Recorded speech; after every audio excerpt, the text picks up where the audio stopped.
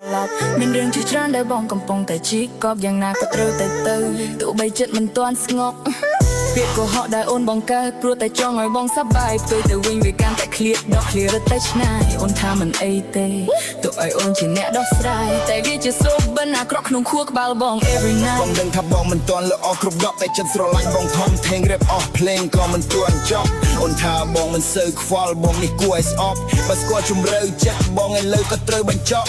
លាក់លៀមបៀមឈាមបងនៅតែមិនអីអូនថាបងឈួតនឹងអមនួតបងនៅតែមិនអីសម្បត្តិត្រឹមតែសងសាកុំតាំងខ្លួនជាផ្ទៃ Yeah motherfuck you បងឯងគឺជាអ្វីឃើញអូនសប្បាយបងក៏សប្បាយអូនកើតទុកបងក៏កើតទុក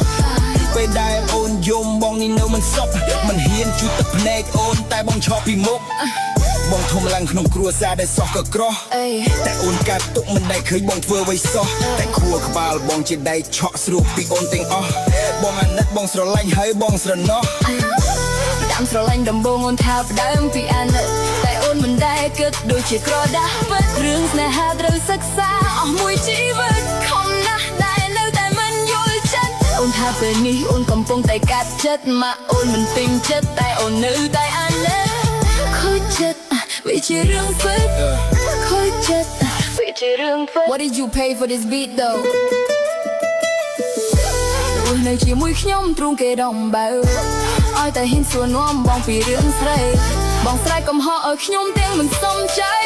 អូនឯងមិនមែនម៉ែបងកុំចេះមកស្ដីបើខ្លាំងយើងបែកគ្នាធ្វើជាញាក់ដតី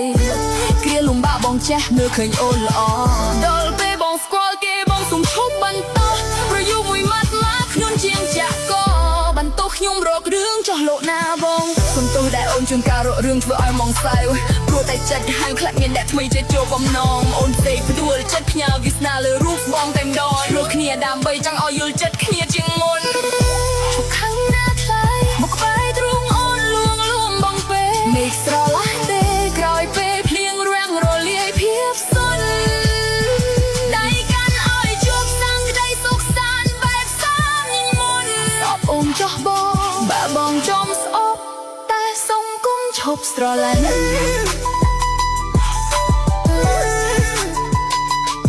ត្រឡប់មានរឿងជាច្រើនដែលបងកំពុងតែជីកកប់ត្រឡប់មានរឿងជាច្រើនដែលបងកំពុងតែជីកកប់យ៉ាងណាក៏ត្រូវតែទៅទោះបីចិត្តមិនទាន់ស្ងប់